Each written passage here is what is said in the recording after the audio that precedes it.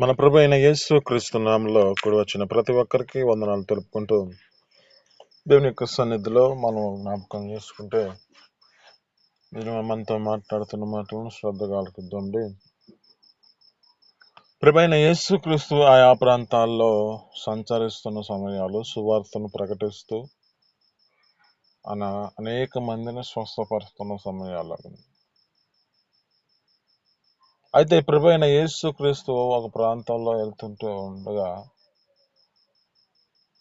ఆయన యొద్దకు ఒక యవనుడు వచ్చాడు. అతడు ధనవంతుడై ఉన్నాడని బైబిల్ సెలవిస్తోంది. వచ్చిన వాడు ఏం చేస్తున్నాడంటే, సద్బోధకుడా, మంచి బోధకుడా, నిత్య జీవానికి వెళ్ళాలంటే నేనేం చేయాలి అంటున్నాడు. ఆ వ్యక్తి మాట్లాడుతున్న స్థితిని బట్టి దేవుడు గుర్తు చేసుకుంటూ ఉన్న స్థితి అతనికి తెలియజేశాడు. నిత్య జీవానికి వెళ్ళాలంటే 10 ఆజ్ఞలను అనుసరించాలి. నీ తల్లిదండ్రులు సన్మానించాలి, నీ పొరుగు వారిని ప్రేమించాలి, పొరుగు అనేది ఏదియో తీసుకోకూడదు, ఆశించకూడదు, అబద్ధ సాక్ష్యం పలకూడదు, నీ దేవుడైన యెహోవాను పూర్ణ హృదయంతో సేవించాలని ఈ యొక్క ఆజ్ఞలు చెబుతున్నాడు. తల్లిదండ్రులు సన్మానించమని ఇచ్చే ఈ వ్యక్తి ఏమంటున్నాడు అంటే, అయ్యా వీటిని నేను బాల్య దినము నుంచి నేను చేస్తున్నాను అంటున్నాను. ఇవి నేను బాల్య దినము నుంచే చేస్తున్నాను అంటున్నాడు. చెప్పిన మాట ప్రకారం ఇక్కడ జ్ఞాపకం చేసుకుంటే మా పితరులు నడిపించబడిన స్థితిని బట్టి నేను నడిపించబడ్డాను అని చెబుతూ, అయితే ఆ స్థితిని గుర్తు చేసుకుంటే ప్రభు అయిన యేసు క్రీస్తు అతనిని ప్రేమించి నీకొకటి కొదువుగా ఉన్నది ఏమిటంటే, అక్కడ జ్ఞాపకం చేసుకుంటే అంటూ అన్నాడు ఆయనతో, నీకు కలిగిన ఆస్తిని అమ్మి పేదలకు ఇచ్చేసే నన్ను వెంబడించు అంటున్నాడు. ఈ మాటకి ఆ వ్యక్తి తన జీవితంలో జ్ఞాపకం చేసుకుంటే ధనం మీద మనసు పెట్టుకొని ఆలోచన చేత తన జీవితం నడిపించబడుతున్న స్థితిని బట్టి అతడు ఏం చేస్తున్నాడంటే మొక్కము చిన్నబుచ్చుకొని ఆ యొక్క వ్యక్తిని విడిచిపెట్టి వెళ్తున్న స్థితి కనబడుతుంది. ఈ స్థితిలో దేవుడు మాట్లాడుతూ ఉన్నాడు, ధనవంతుడు పరలోక రాజ్యంలో ప్రవేశించుట ఎలాంటి అంత దుర్లభము అంటున్నాడు. అంటే ఎందుకు ఈ మాట అంటున్నాడు? ఒక మాట అంటాడు, ఇంకా పరలోక రాజ్యంలో ధనవంతుడు అంటే ప్రవేశించుట ఎలాంటిదంటే సూది బెజ్జంలో ఒంటె దూలట సులభం అంటున్నాడు. అంటే ప్రవేశించుట కంటే, అంటే ఆ ధనవంతుడు పరలోక రాజ్యంలోనికి ప్రవేశించుట కంటే ఒంటె ఆ యొక్క సూది బెజ్జంలో ఒంటె దూరట సులభం అంటున్నాడు. అయితే ఈ మాటలో మీకు చెప్పాలని ఆశపడుతున్న మాట ఏమిటంటే, మన జీవితంలో దేవుడు ఒక్క స్థితిని బట్టి మనం మన యొక్క పరిస్థితులను గుర్తు చేసుకుంటే దేవుడు మనలో చూస్తున్నది ఒకటి చూస్తూ ఉంటాడు. ఆ ఒకటి ఏమిటంటే మన జీవితాల్లో దేవునికి దూరం చేసే స్థితి కలగజేసేది అదే. మనలో ఒక్కొక్కటి కొదువై ఉన్న స్థితి, ఆ కొదువై ఉన్న స్థితిని బట్టి మనిషి ఏం చేయబోతున్నాడంటే దేవుడి నుంచి దూరం అయిపోతున్న పరిస్థితి, తన జీవితంలో సరి చేసుకోలేని పరిస్థితిలో నడిపించబడుతున్న పరిస్థితి. ఇతను నీతో మాట్లాడుతున్న మాటలను బట్టి మన జీవితంలో ఒకటి కొరత కలిగి ఉన్న స్థితిలో ఉండొచ్చు. మనకు తెలిసిన యొక్క మాటల్లో జ్ఞాపకం చేసుకుంటే నోవాహును ప్రత్యేకంగా ఏర్పరచుకున్నాడు. ఆ స్థితిని బట్టి అతనిలో ఏ కొదువ ఉన్నది అంటే అక్కడ ఏమీ కొరత లేదు, కానీ అతనితో ఒక మాట చూస్తున్నాడు. ఎందుకంటే ఆ సమయము అది అవసరమై ఉన్నది. ఏమిటి అంటే అతడు ఓడ కట్టుకోమని చెబుతున్నాడు. ఈ వాడ ఎందుకు అంటే తన కుటుంబమును రక్షించుకోవడానికి, తన జీవితంలో ఒక ఉన్నతమైన స్థితిలో ఆ యొక్క వ్యక్తిని నిలబెట్టి ఆ ప్రదేశంలో ఆ వ్యక్తి ద్వారా అక్కడ ఒక రక్షణ కలుగ చేయడానికి కారణము అయింది. అయితే ఇక్కడ జ్ఞాపకం చేసుకుంటే ఇక్కడ ధనవంతుని యొక్క జీవితం, ధనవంతుని యొక్క స్థితి, ధనవంతుని యొక్క జీవితంలో ఏ స్థితికి వచ్చాడు? ప్రేమించిన వాడు అక్కడ ఏం చేయబడాలి? తండ్రిని వెంబడించి నడిపించబడాలి. కానీ తండ్రిని వెంబడించలేని పరిస్థితిలో ఆ వ్యక్తి ఏం చేశాడు? మొఖము చిన్నబుచ్చుకొని వెళ్ళిపోయిన పరిస్థితి. ఇదే నీతో మాట్లాడుతున్న మాటను బట్టి దేవుడు నీ జీవితంలో ఉద్దేశపూర్వకంగా ఇప్పుడు మాట్లాడుతున్న మాట, నీలో ఇంకొకటి కొదువుగా ఉన్నది. మనిషికి ఈ యొక్క స్థితి ఒక్కటే తన జీవితంలోనికి ఏ పరిస్థితికి తీసుకొస్తుందంటే అది శాపగ్రస్తమైన పరిస్థితికి తీసుకెళ్తుంది. అయితే ఆ ఒక్కటే కొదువు కాకుండా ఆ ఒక్కటాన్ని దాన్ని నువ్వు వెంబడించగలిగితే దానిలో ఉన్న ఆశీర్వాదాన్ని నువ్వు పొందుకుంటావు. ఇప్పుడు నోవాహు యొక్క జీవితంలో కొరత, కొదువ అనేది ఒక పాయింట్ ద్వారా జ్ఞాపకం చేసుకుంటే ఈ యొక్క ఒక్క మాట ద్వారా తన స్థితిని బట్టి ఓడను రక్షించు, ఆ యొక్క ఓడలో కట్టబడి ఆ ఓడని కట్టుకున్న స్థితి కనబడుతుంది. అయితే ఇక్కడ మనం జ్ఞాపకం చేసుకుంటే దీనిలో పరిస్థితి కొంచెం తేడాగానే ఉంటుంది. అంటే నిందలు వస్తూ ఉంటాయి, హేళన పరిస్థితి వస్తుంది, ఎగతాళి చేసే పరిస్థితి. జ్ఞాపకం చేసుకుంటే ప్రజలు ఏమంటుకుంటున్నది కాదు, కానీ దేవుడు చెప్పినది చేయటం తన జీవితంలో ముఖ్యంగా పెట్టుకున్నాడు, గోల్గా పెట్టుకున్నాడు. ఇది నీతో మాట్లాడుతున్న మాటలను బట్టి లోకంలో మనుషుల యొక్క జీవితాలు ఏటిలోకి వెళ్తూ ఉంటాయంటే లోకపరమైన ఆచారాల చేత నడిపించబడుతున్న పరిస్థితిలో వాళ్ళు ఏమనుకుంటారో, ఏ పరిస్థితిలో మనం నడిపించబడాలో అని వారి జీవితాలలో లోబడుతున్న పరిస్థితి. కానీ ఇక్కడ జ్ఞాపకం చేసుకుంటే వారు ఏమనుకుంటారో కానీ మనకెందుకు? మనం నడవలసిన మార్గం మనకు బోధించాడు దేవుడు. ఆ మాటల ప్రకారంగా మన జీవితాలు నడిపించుకోవాలి. దీని విషయంలో కొంత మాట్లాడాలని ఆశపడుతున్నాను. లోకంలో జరుగుతున్న ఆచారాల ప్రకారంగా మనుషుల జీవితాలు నడిపించబడుతూ ఉంటాయి. వివాహ కార్యములు కూడా ఒక దేవుడు నమ్ముకున్న స్థితిని బట్టి ఒక పరిశుద్ధమైన వివాహాన్ని జరిగించలేని పరిస్థితులు. అయితే ఇందులో నీతో మాట్లాడుతున్న మాటలు బట్టి ఈ యొక్క మాటలో మనకున్న ఆశీర్వాదాన్ని కోల్పోతున్న పరిస్థితి. ఒక విజయవంతమైన ఆత్మీయ జీవితంలో మన జీవితాలు రక్షణ చేత ఈ యొక్క విజయం పొందుకొని మనం ఒక ఆశీర్వాదం చేత నింపబడవలసిన స్థితిలో ఉన్నవారు. మనకు తెలిసిన యొక్క మాటలే ప్రతి విషయాలలో ఒక్కొక్క వ్యక్తికి ఒక్కొక్క కొదువై ఉన్న స్థితిని బట్టి దేవుడు మాట్లాడుతున్న సమయంలో మన పితరులు నడిపించబడిన నడకను బట్టి వారి యొక్క జీవితాలలో ఒక ఉన్నతమైన ఆశీర్వాదాల చేత నింపబడిన వారిగా కనపడుతూ ఉన్నారు. దినమన్నితో మాట్లాడుతున్న మాటను బట్టి నిన్ను ప్రేమించి దేవుడు నీకు ఒకటి కొదువుగా ఉందంటున్నాడు. అయితే ఆ కొదువై ఉన్నది నీకు తెలుసు. నీ జీవితంలో ఏది కొరతగా ఉన్నదో నీవు ఆ దేవుని సన్నిధిలో వెంబడిస్తున్న నీ స్థితిని బట్టి నీతో మాట్లాడుతూనే ఉంటుంది మనస్సాక్షి. ఇలా చేయకూడదు, ఇలా ఉండకూడదు, ఇలా నడిపించబడకూడదు అని నీకు గుర్తు చేస్తూ ఉంటది. అది ఒకటి. ఇప్పుడు ఈ ధనవంతుడి యొక్క జీవితం ఏమిటి అంటే తన జీవితంలో ధనము మీద మనసు పెట్టుకొని ధనాన్ని ప్రేమించే వ్యక్తిగా ఉన్నాడు కనుక అతనితో మాట్లాడుతున్నాడు. ఆ యొక్క ఆస్తిని అమ్మేసి పేదలకు ఇచ్చేసి నువ్వు నన్ను వెంబడించు అంటున్నాడు. నిత్య జీవానికి పోవాలని ఆశ బాగుంటే సరిపోదు, దానికి తగిన జీవితం కూడా నడిపించబడవలసిన స్థితి ఉన్నది.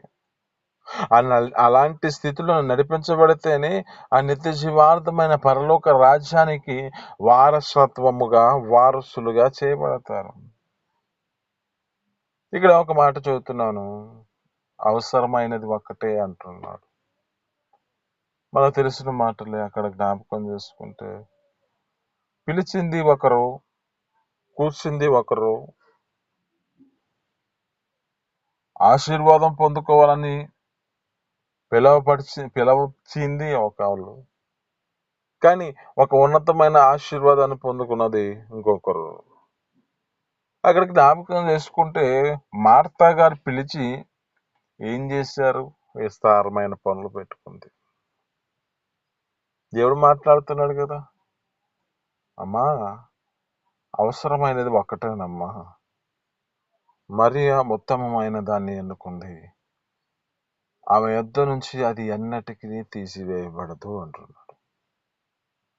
మరి దినము నీతో మాట్లాడుతున్న మాటలు బట్టి నీ జీవితంలో ఒకటి కొదువుగా ఉన్నది. ఆ కొదువు ఏమిటో గుర్తు చేసుకో. పేరుకి దేవుని సన్నిధిలో పిలువబడుతూ ప్రభు అయిన యేసుక్రీస్తుని పిలుస్తున్నావు, కానీ ఆయన యొద్ద పాదాల యొద్ద కూర్చునే మనసు నీకు ఉందో లేదో, ఆయన యొద్ద కూర్చొని ఆయన సన్నిధిలో ఆయన చెబుతున్న మాటలను అంగీకరించగలిగిన స్థితిలో నువ్వు ఉన్నావా లేదో ఒకసారి గుర్తు చేసుకో. ఆ దేవుని యొక్క సన్నిధిలో నీ జీవితంలో నీతిమంతులుగా నడిపించబడుతున్న స్థితిలో ఉండవచ్చు. అయితే దేవుడు నిన్ను ఒక ప్రత్యేకమైన స్థితిలో ఒక వ్యక్తిగా నిన్ను ఏర్పరచుకొని నీ ద్వారా ఒక వాడనే రక్షణ కలుగ చేయడానికి నిన్ను ఒక ప్రత్యేకమైన వానిగా ఏర్పరచుకున్నాడు. మరి అప్పుడు ఆయన చెప్పిన మాట ప్రకారం జీవించగలుగుతున్న మనసు నీకుందా? ఆ మనసు చేత నీ జీవితం నడిపించబడుతుందా? నోవాహు వలె మన జీవితంలో దేవునికి విధేయతను చూపించి దేవుని సన్నిధిలో మన జీవితాలను పరిశుద్ధపరచుకొని దేవుని యొక్క ఆ యొక్క మార్గంలో మనం ఎంతగా హేళన చేస్తున్నా, ఎగతాళి చేస్తున్నా అతడు ముందుకు కొనసాగించబడ్డాడు నోవాహు. అట్టిగా మన జీవితాలు నడిపించబడాలి. ఏ పరిస్థితులు ఎలాగైపోయినా పర్లేదు, కానీ మనం దేవుని సన్నిధిలో మనకి కరుదైన ఒక్కదానిని మనం దేవుని సన్నిధిలో మన యొక్క స్థితిని బట్టి ఆ దేవుని యొక్క సన్నిధిలో మన జీవితాలను నమ్మకమైన వారిగా మన జీవితాలను కొనసాగించబడాలి. ఆ దేవుని ఎదుటికి వచ్చిన మన జీవితాలను బట్టి ఆ దేవుని యొక్క సన్నిధిలో మన యొక్క జీవితాల్లో ఒక్కటే మన జీవితాలను పరిశుద్ధపరుస్తుంది. ఆ ఒక్కటే మనల్ని నిత్య జీవాంతమైన పరలోక రాజ్యాన్ని తీసుకెళ్తుంది. ఆ ఒక్కటే మన జీవితాలలో ఒక ఉన్నతమైన స్థితికి తీసుకురావడానికి, ఆశీర్వాదాలను దిండుగా మనకి ఉంచాలని, ఆ ఒక్కదే మన జీవితాల్లో కొరత కలిగి ఉన్న స్థితి కనపడుతుంది. ఒక మరియా ఎలాగ దేవుని సన్నిధిలో దేవుని యొక్క మాటల ప్రాదాల దగ్గర కూర్చొని మాట వింటుందో ఆమె జీవితంలో జ్ఞాపకం చేసుకుంటే దేవుడు ఒక మంచి పేరుని తీసుకొచ్చుకునే స్థితి కనపడుతుంది కదా. మరియ ఉత్తమమైన దాన్ని తీసుకుంది, ఏర్పరచుకుంది. అది ఇంకా ఆమె ఉన్నట్టు ఎన్నటికీ ఆమె యొద్ద నుంచి తీసివేయబడదంటున్నాడు. ఒక్కడిగా అబ్రహాం వచ్చాడు. అబ్రహాం దేవుని పిలుపుకున్న తన జీవితంలో ఎలా నడిపించబడ్డాడో కనపడుతుంది కదా. ఆయన పిలుపును తన జీవితంలో విధేయతను చూపించిన వాడిగా ఉన్నాడు కనుక అతనిని అత్యధికమైన అభివృద్ధిని కలుగచేసి అతనిని ఒక మాదిరికరంగా విశ్వాసులకు తండ్రిగా మార్చబడ్డాడే. ఎక్కడి నుంచి వచ్చింది? తను చేసిన త్యాగం ఒకటి, తను చేసిన ఒక పని తన జీవితంలో ఒక దీవెనతో నింపబడిన స్థితి కనబడుతుంది. నీతో మాట్లాడుతున్న మాటలను బట్టి నీ జీవితంలో ఏం చేయబడాలి అంటే దేవుని యొక్క సన్నిధికి వచ్చిన నీ స్థితిని బట్టి ఆ దేవుని యొక్క ఆజ్ఞలను అనుసరించి నడిపించబడాలి. ఆ దేవుని యొక్క సన్నిధికి వచ్చిన నీ జీవితాలను బట్టి ఆయన క్రీస్తు పాదాల యొద్ద కూర్చొని ఆయన బోధన అంగీకరించే స్థితిలో నడిపించబడాలి. ఆయన పాదాల యొద్దకు వచ్చిన నీ జీవితంలో ఆయన నీకు ఏది చెబితే అది ఆజ్ఞాపూర్వకంగా నీ స్థితిని బట్టి నీవు ఎవరిని విడిచిపెట్టమన్నా, నీ జీవితంలో తల్లిదండ్రులను విడిచిపెట్టమన్నా, నీకు బంధుమిత్రులను విడిచిపెట్టమన్నా, నీ స్థితిని బట్టి ఎలా మాట్లాడతాడో తెలియదు. మాట్లాడినప్పుడు దానికి లోబడితే ఒక ఉన్నతమైన స్థితి నీకు ఉంటుంది. ఇక్కడ ఆ వ్యక్తిని జ్ఞాపకం చేసుకుంటే ధనవంతుని యొక్క జీవితం, ధనవంతుడి గురించి అంతగా ఆవేదన చెందుతున్న పరిస్థితి ఎందుకంటే మనిషి జీవితం అంతా ధనం మీదే మనసు ఉంటుంది ఎక్కువ. లెక్కనాలు చూస్తూ ఉంటాయి. ఈ లోకధనము ఒకసారి అయిపోతుంది, వృధా అయిపోతుంది. ఈ లోకధనము చిమ్మెట పడుతుంది, తుప్పు పడుతుంది. ఈ లోకధనం ఏం చేస్తుందంటే అది ఏ పరిస్థితికి వస్తుందంటే దొంగలించే పరిస్థితి వస్తుంది. కనుక మనం పరలోక ధనాన్ని సంపాదించుకుందామనండి అని లేఖనాలు చదివిస్తూ ఉన్నాయి. కనుక మన జీవితాలలో వేటి మీద మనం మనసు పెట్టుకున్నామో, దేని మీద మన జీవితాలు ఒక్కటే నీ జీవితంలో నిత్య జీవార్థమైన పరలోక రాజ్యానికి తీసుకెళ్లకుండా ఆపుతుందేమో. ఒకసారి గుర్తు చేసుకో, ఎలాంటి స్థితిలో మన జీవితాలు ఉన్నాయో మన జీవితాలను దేవుని సన్నిధిలో అప్పగించుకుందామండి. ఈ మాటలు మీ ఎన్నికల్లో దీవించి ఫలించును గాక. చిన్ని ప్రార్థన.